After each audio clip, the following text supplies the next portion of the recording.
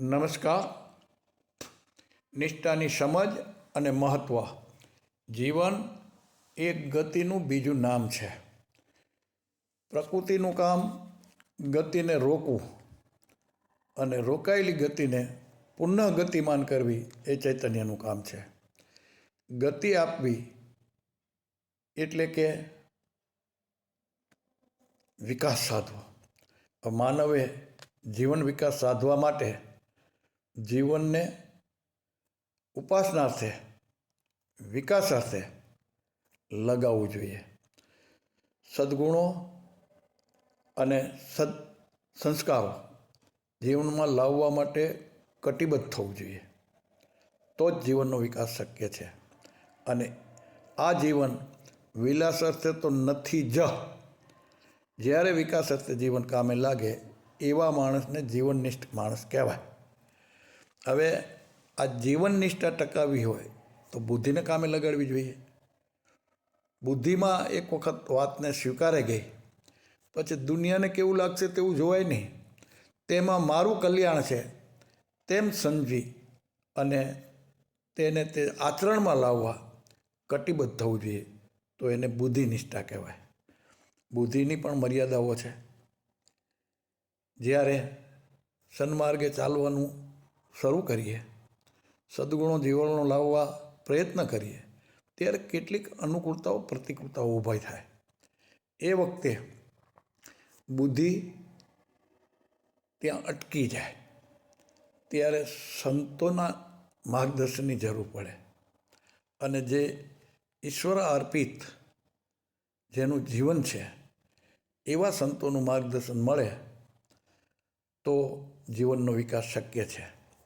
અને સંતોનું માર્ગદર્શન મળ્યા પછી તે રસ્તે ચાલવું જોઈએ. અને તે રસ્તો ચાલવું એટલે સરળ નથી, ખાંડાના ધારે ચાલવા જેવી વાત છે. એટલે તે રસ્તે ચાલવા માટે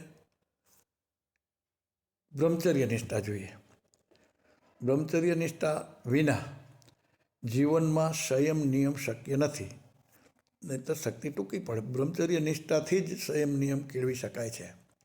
અને સંયમ નિયમ આવે તે માટે જે કાળજી કરવું પડે એનું નામ જ બ્રહ્મચર્ય નિષ્ઠા. હવે માનવને આ વિશ્વમાં વિચરણ કરવાનું છે. એટલે ગમે તેટલી શક્તિ હોય તો પણ ટૂંકી પડે. એ શક્તિનો ઉકેલ શોધવા માટે એને સંઘનિષ્ઠાની જરૂર પડે. અને સંઘનિષ્ઠા કેળવવા માટે માણસે મન, બુદ્ધિ અને અહમની આહુતિઓ આપવી પડે.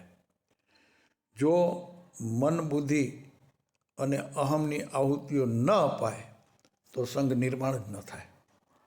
અને સંઘ નિર્માણ થાય તો કોઈ પણ કાર્ય સિદ્ધ થઈ શકે. સંઘે શક્તિ કલો યુગે. હવે આવી સંઘનિષ્ઠા ટકાવવા માટે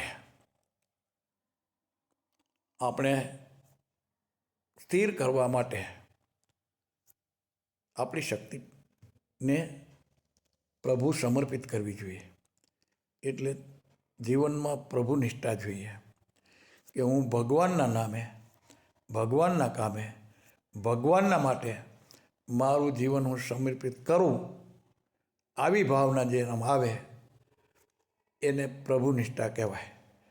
આ બધી નિષ્ઠાઓ ઉત્તરોત્તર જીવનમાં સ્થિર થાય તો જીવન તુષ્યંતી ચ રમતી બને. આપણું જીવન સતત વિકાસશીલ રહે, ખીલતું રહે અને જીવવા જેવું લાગે. તે માટે આપને ભગવાન શક્તિ, સમજણને ભાવ આપે તેવી પ્રાર્થના સાથે સૌને મારા જય શ્રી કૃષ્ણ. સૌનું મંગલ થાવ.